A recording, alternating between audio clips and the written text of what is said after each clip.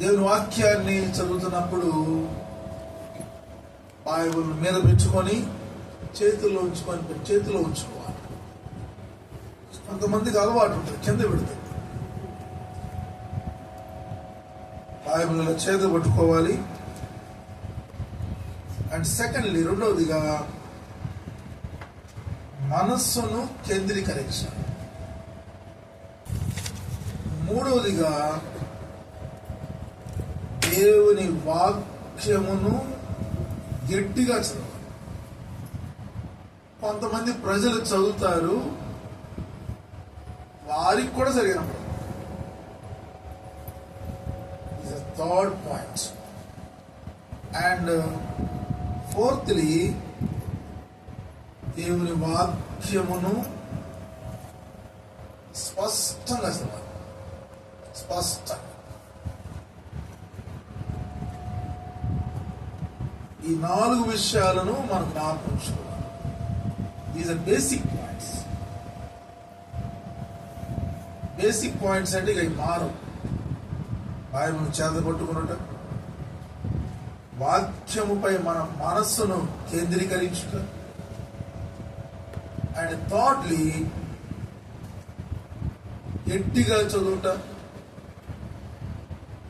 And fourthly స్పష్టంగా చదువుట, and fifthly ఆనందంగా చదువు. కొంతమంది వాక్యం చదవడం అంటే చాలా వాళ్ళకి సంతోషం ఉంటుంది. వాక్యమును చదవాలంటే బాధ. ఇంట్లో పేరెంట్స్ పిల్లలు చెప్తుంటారు,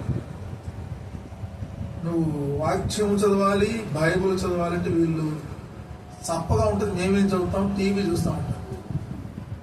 సెల్ ఫోన్ చూడమంటే బాగా చూస్తారు కొంతమంది పిల్లలు. దినాల్లో పెద్దలు కూడా చాలా మంది విశ్వాసులు సెల్ ఫోన్కు బానిసలైపోయారు, టీవీకి బానిసలైపోయారు, దాసులైపోయారు. దేవుని వాక్యములకు దాసులు కావాల్సింది పోయి సెల్ ఫోన్, టీవీలకు, సీరియల్స్ కు బానిసలుగా మారారు. ఐదవదిగా, we have to read the word of God with rejoice. దేవుని వాక్యమును సంతోషంగా, ఆనందంగా చదవాలి. కారణం ఏంటి? అది దేవుని వాక్యం కాబట్టి, పరలోకము నుండి ప్రభువు మాట్లాడుతున్నాడు కాబట్టి. ఈ లోకములు అన్నిటికంటే ప్రశస్తమైనది ఏంటంటే దేవుని వాక్యం. ఆకాశమును భూమియు గతించింది, కానీ నా మాటలు ఏమాత్రమును గతించు అని ప్రభువు చెప్పారు. మత్తయి సువార్త 24:35 ఆ మాటలు మనం చూడవచ్చు. కాబట్టి దేవుని వాక్యమును మనం చదువుతున్నప్పుడు గంతులు వేస్తూ ఆనందం చదవాలి.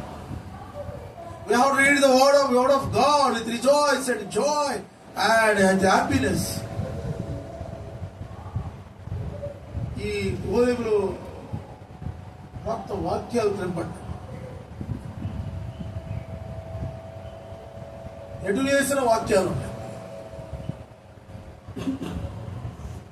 కాబట్టి దేవుని వాక్యం 5 రీతులుగా మనం చదవాలి. మొదటి విషయం ఏంటి? బైబిల్ చదవాలి. రెండో విషయము, మన మనస్సు దేవుని వాక్యంపై కేంద్రీకరించి.